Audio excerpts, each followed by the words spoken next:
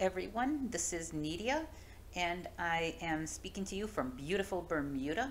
Here you can see a couple of the shots that I took of our beautiful home for the week, the Norwegian Pearl. This is the pool deck, and as you can see, the views, the color of the water, the ocean itself in Bermuda is amazing.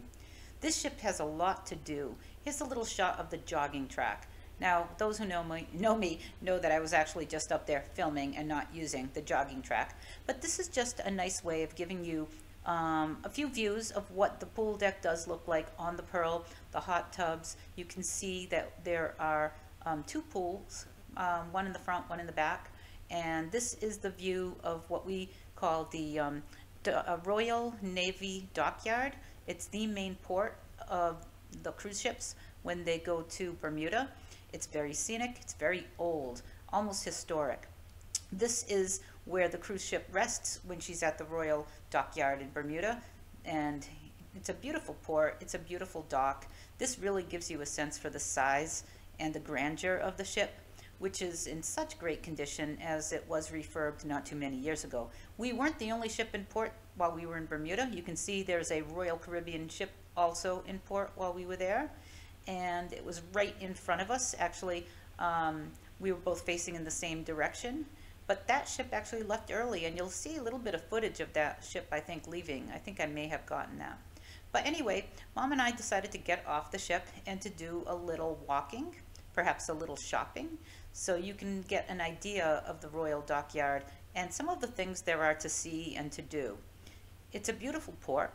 Lots of pleasure craft. You can see lots of catamarans, and many of the catamarans that you see here are the actual boats that are available for those on the cruise to select for and do for some of their excursion activities. For example, I can see the Rising Sun catamaran. That's the blue one right in front, and you can see just how accessible the port and all of the port activities are to the cruise ship. Not a long walk at all.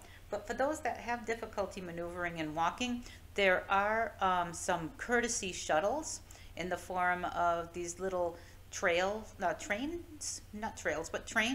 and also in there's like a little shuttle that looks like 2 or 3 little open air buses connected together that takes you around the entire dockyard. So here we are walking to the first main intersection of the dockyard as we leave the actual pier where it is docked, and there are lots of things to do here. There's a what we call a travel center. You can see that the ship now is across from us.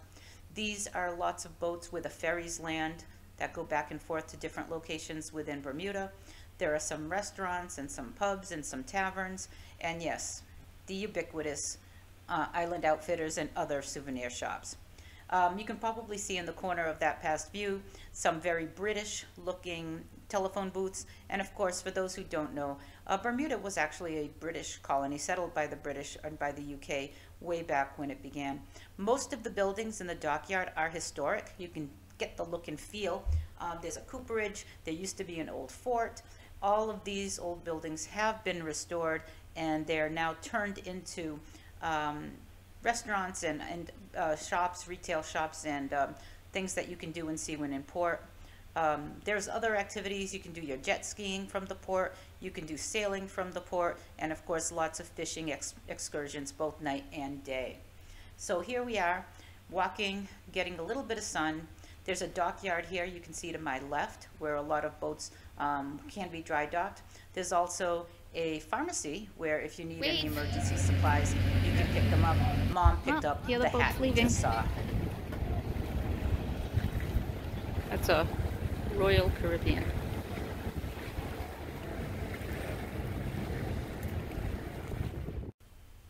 So after our walk, we headed back to the ship with a few souvenirs in our bags and with an appetite, to be honest, because I think we went out before lunch, did all of our walking, did all of our shopping, and then headed back to what they call King's Wharf, which is exactly where the cruise ship is. So here's the cruise ship up close and personal. You can see its length, pretty long, pretty big, but it's actually one of the smaller Norwegian ships, especially if you've ever been on the Epic or the Encore, which are 2 of the larger ships. Even the Breakaway and the Getaway are larger.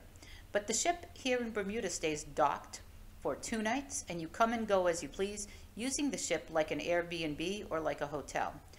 But coming back from our morning shopping expedition, our next step was to get something to eat. We decided to go to the main dining room. You can see some of the offerings on the menu. The menu changes day to day, but there are some classic entrees and selections that are always on it, and then a few specials for the day that rotate throughout the week. We had a great meal. I might have a few shots here to share with you in the next upcoming scene. Yep, that's the menu, and here's a look at, I believe this was French onion soup that I don't know, my mother, I don't know, I think it was, yeah, my mom's, because I got the minestrone. Both soups were excellent, but then again, my mom and I are both soup fans, and we had some soup. They bring some fresh rolls that are warm with some butter to the table, and after that, we also enjoyed another appetizer. She got the bruschetta, which is toasted bread with tomatoes and basil and some mozzarella, and I think I opted for something a little different. Yep, the ravioli. This is my oven roasted sirloin. Yeah. Filet of flounder. Yeah. Good. I guess, if you like flounder, right? I like fish.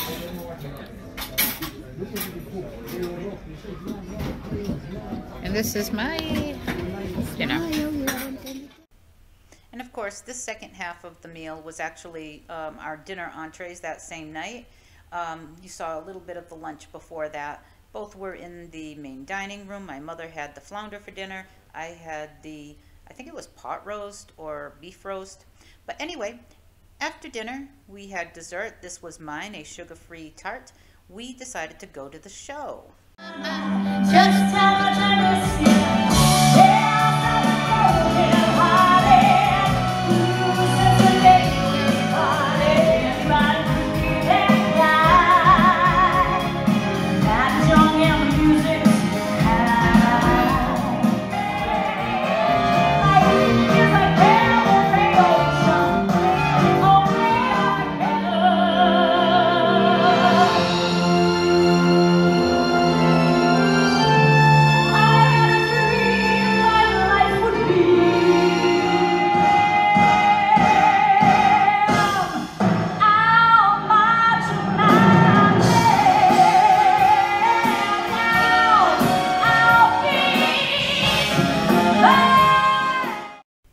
And then I volunteered my mother to be the artist's mother and go up on stage, and you'll hear the story and see a bit of the performance now.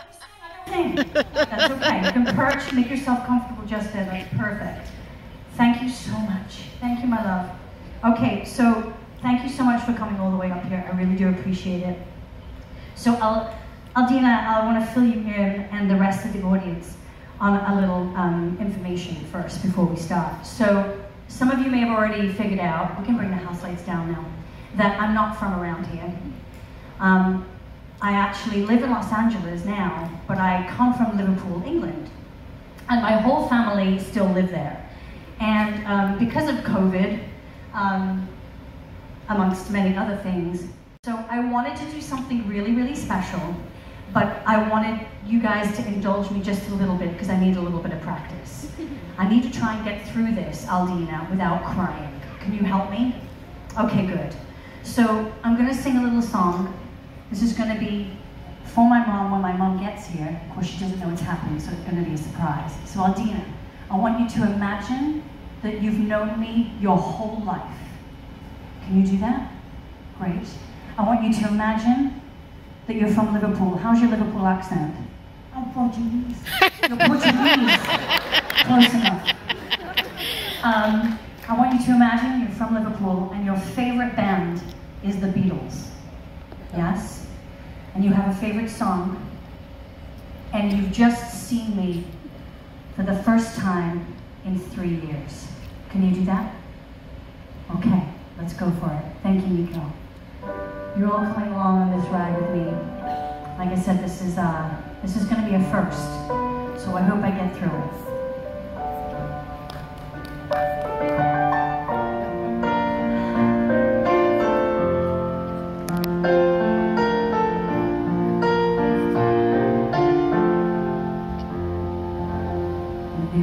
places I remember all my life, though some have changed, and of all these friends and lovers, there is no one that compares with you, and these memories lose their meaning when I think of love as something new, though I know I'll never lose affection for people and things that went before, and I know I often stop and think about them,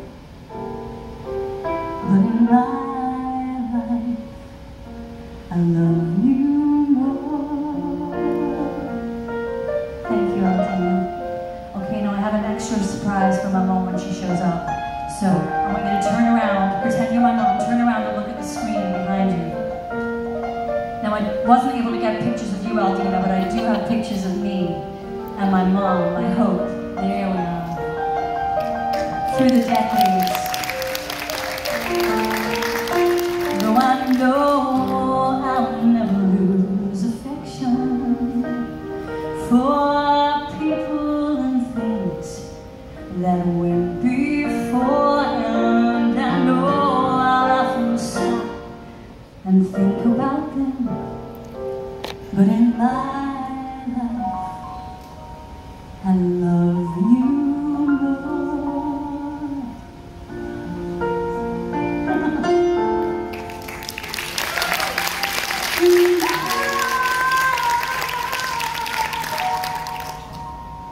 I love you more.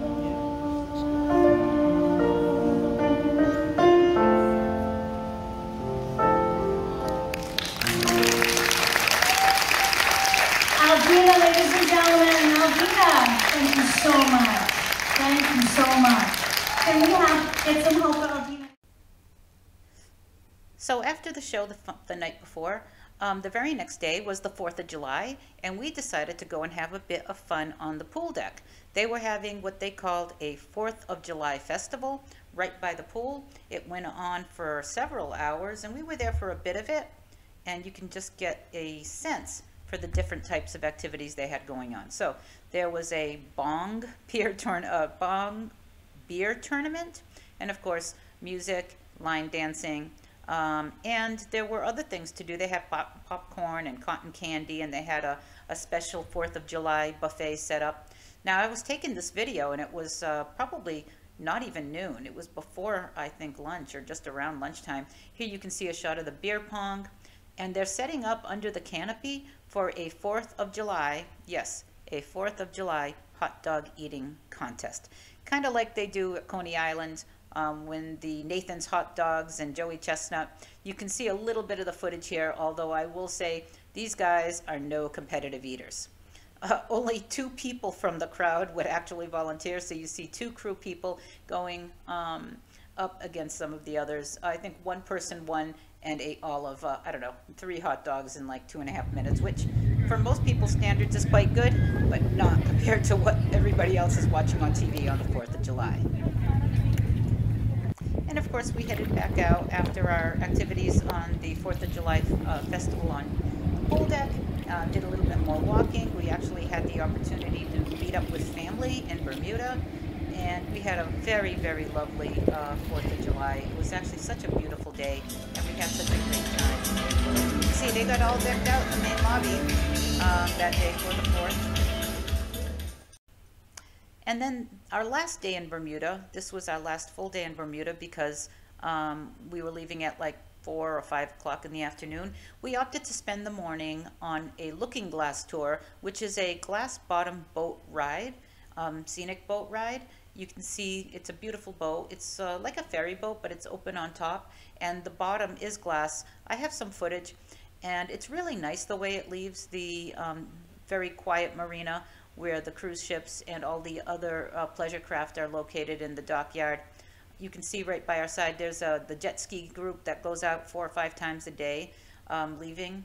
Here we are leaving the protected area in the no wake zone of the marina and taking the pleasure craft out to our glass bottom boat area, which was a reef. Apparently the most northernmost reef in the world is located off the coast of Bermuda.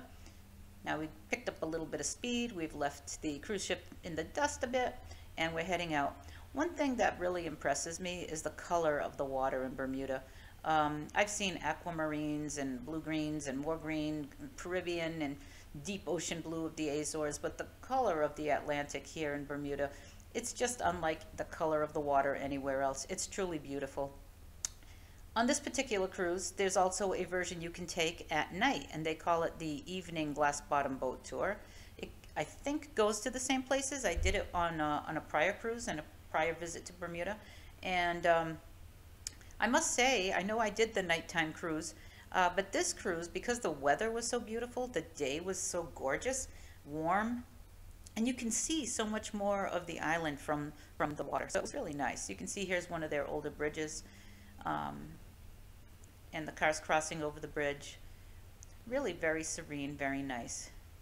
Lots of little islands dot the area as well, especially as you get closer to where the reef is. And lots of catamarans and lots of excursions come to this area because it is very protected, and they bring the party boats and people can jump in and start doing some snorkeling and some swimming.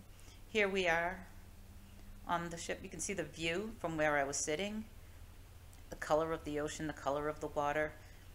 And then we stayed up on deck until we got to the area and to the location where the reef is located, at which point everyone on that second level was asked to file downstairs while another guide told us what we were seeing as we were looking through the glass bottom, and the captain continued to captain the boat. The reef was not as colorful as I expected, but I think that's to be expected because it's further north, the water is colder. So a little different. Here's a little bit of the narration. The snapper. Well, we have the gray or mangrove snapper. Now these guys are going to be silverishy colored, torpedo shaped, and they may or may not have a black stripe that goes through both of them. Now she's talking about the fish you can see through the glass bottom windows. And she swims along the dock. I decided the glass bottom got a little dull after a while, went up to the second level, where you can actually see one of our other destination locations. It was actually a wreck. And rested itself on a natural coral reef system. This is the only reason why you can still see the bow sticking up out of the water to this day, because it's resting on that reef system. So any enemy vessels approaching the side of the island that were trying to do a sneak attack on the dockyard, they saw the bow fixed and sticking up out of the water. For a pretty good glass bottom tour there, right? Yeah. Now you guys saw the corals going on top of the Vixen, right? You couldn't really see much of the actual shipwreck itself. This is because iron actually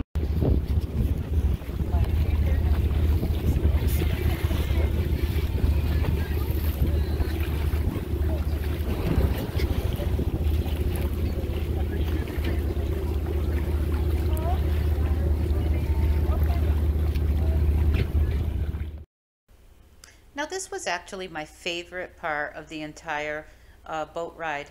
I am enamored at the fact that we can see a real wreck. This wasn't planted there. It didn't go down somewhere else. A real wreck. Look at the fish.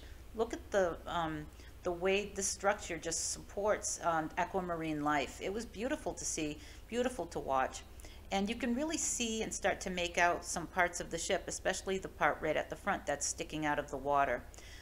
Lots of pleasure craft come here, the jet skiers come here, and the fish have gotten so used to the people on boats and on jet skis coming to see the wreck and to see the fish around the wreck that they're used to being fed. So people were indeed throwing pellets of some sort of fish food or something into the water, creating a feeding frenzy on several different occasions while we were there.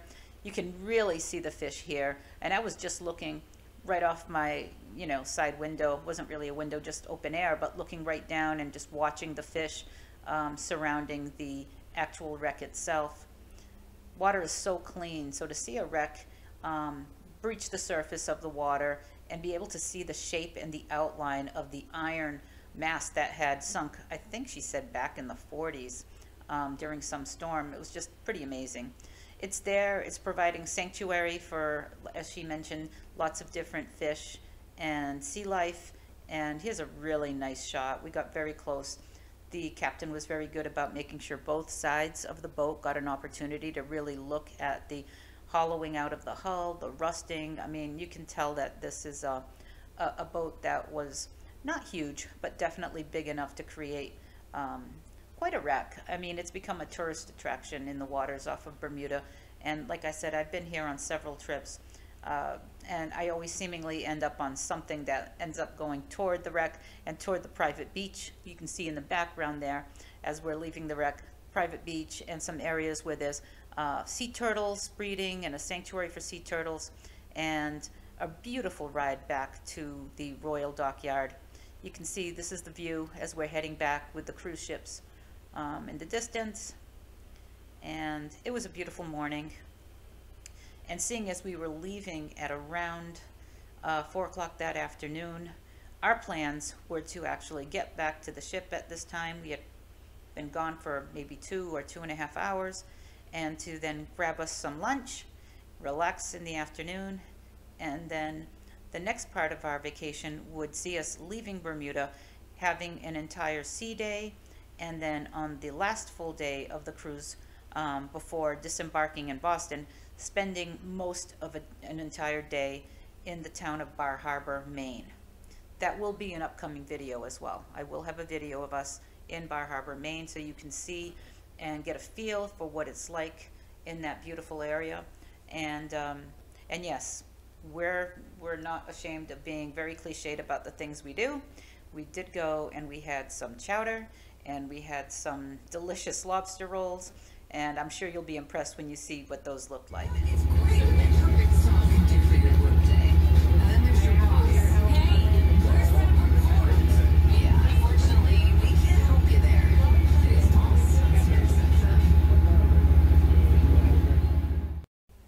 And so after relaxing in the room for a bit, after having lunch and I dare say perhaps a nap that afternoon, we decided to have dinner at Le Bistro. Le Bistro is located in the, I believe, the 6th floor, or the 6th floor.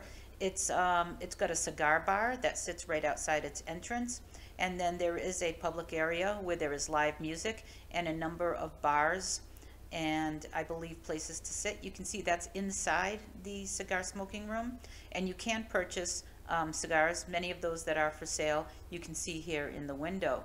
Now, Le Bistro is a specialty restaurant. It's a French specialty restaurant. We had early reservations this day. I believe our reservations were at 5:30. The decor is very much French. You can see the artwork, the gold, the colors, very French. The menu is mostly French food, but of course French food is delicious, and we were able to find lots of awesome things to try and things to order. And again, this is one of the specialty restaurants. We actually tried 4 of the specialty restaurants: Le Bistro, Cagney's, I believe it was called La Cucina, and we did go to Moderno. So we did try 4 out of the, I think, 5 or 6 or so specialty restaurants, and then ate at the main dining room a few times. My mother, ever adventurous with food, decided to get the escargot. For those that aren't familiar with escargot, yes, they are snails, but they had a garlicky butter sauce that she very much enjoyed. This is a close-up shot of what it looks like and the way that it's served. I was a little less exotic, but still exotic enough for me. This is the beef tartare. It's a beef that's, I believe, raw, mixed with some, it tasted like, kind of tasted like a ham salad or a deviled ham salad or something. My mother and I believe, both got the French onion soup this day. It was very, very good. And then for dinner, she went with the Dover sole, the grilled Dover sole, or maybe that was me. Yes, I got the grilled Dover sole, and she got the medallions of tenderloin. So we had the surf and turf kind of thing going, and we both got to try each other's entrees. and both were very, very good. We were quite full, but because we were in Le Bistro and because we were on vacation, we couldn't leave Le Bistro without ordering dessert. We both ordered one thing different. I mean, so we had 2 different things to try. No, we ordered 3 desserts. I'm lying. This is what I got. It looks like a chocolate hot dog. And to be honest, I think it was some type of pudding. I'm cutting it open here and showing it to you. It was like a mousse covered in a crusty chocolate. And Mom had I believe, chocolate covered chestnut pudding. Delicious.